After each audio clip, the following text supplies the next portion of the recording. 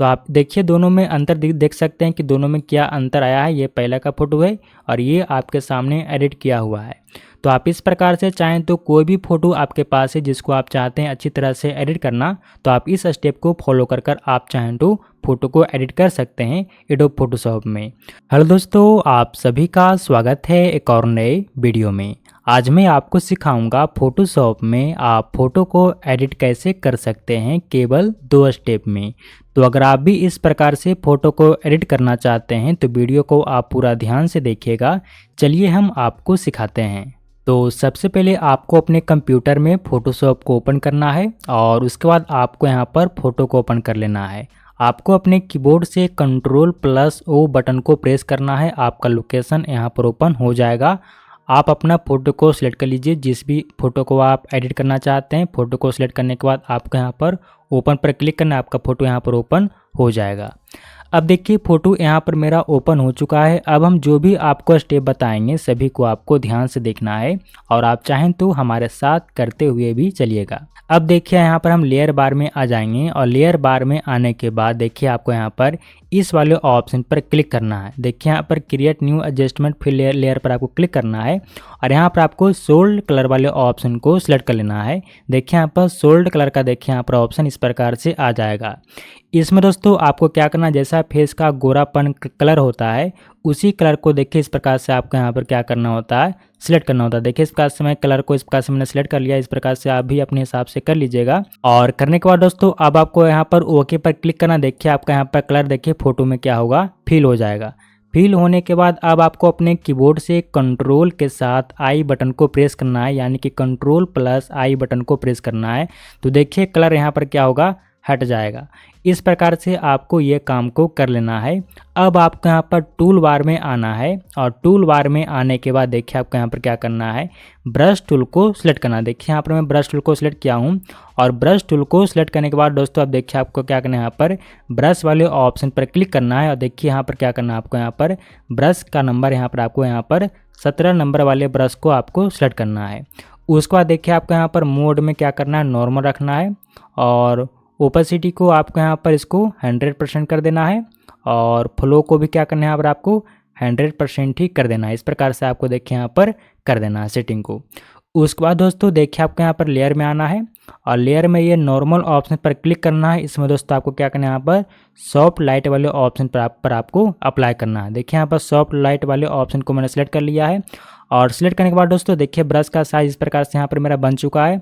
अब ब्रश का साइज को बड़ा करने के लिए हम माउस के लेफ्ट बटन को क्लिक कीजिए। देखिए इस प्रकार से यहाँ पर ऑप्शन आ जाएगा। यहाँ से दोस्तों इस प्रकार से जब हम करेंगे तो देखिए ब्रश का साइज आगे की ओर बढ़ेगा और पीछे करेंगे तो देखिए यहाँ पर ब्रश का साइज यहाँ पर छोटा होगा।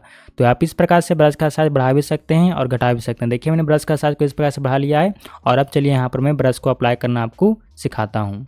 तो उससे पहले आप फोटो को Ctrl+ से फोटो को जूम कर लीजिएगा और कंट्रोल मारने से फोटो आपका जूम आउट होता है। तो आप फोटो को इस प्रकार से जूम कर लीजिएगा और देखिए इस प्रकार से आपको यहाँ पर ब्रश को ये देखिए इस प्रकार से आपको यहाँ पर चलाना है। तो देखिए दोस्तों क्या हुआ कि जो देखिए यहाँ पर फेस इस प्रकार से देखिए यहाँ पर गोरापन देखिए होना मेरा शुरू हो चुका है, यानी कि देखिए यहाँ पर एडिट होना देखिए शुरू हो चुका है।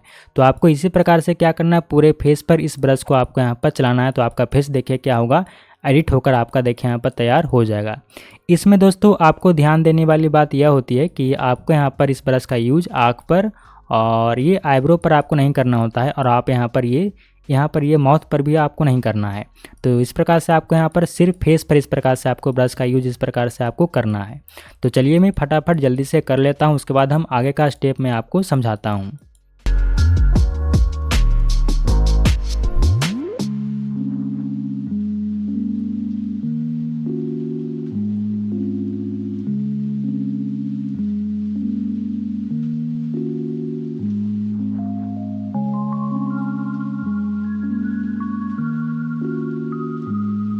तो देखिए हमने यहाँ पर ब्रश टूल का इस्तेमाल पूरे फेस पर कर दिया। तो देखिए कुछ इस प्रकार से यहाँ पर मेरा फेस देखिए एडिट होकर देखिए तैयार हो चुका है। तो आप इसी प्रकार से कोई भी फ़ोटो को आप चाहें तो एडिट इस प्रकार से कर सकते हैं। अब देखिए एक काम यहाँ पर आपको और करना है। इसमें दोस्तों आपको हल्का सा लाइट को बढ़ाना है जिससे फ़ोटो और आपका बेहतर दिखने में लगेगा।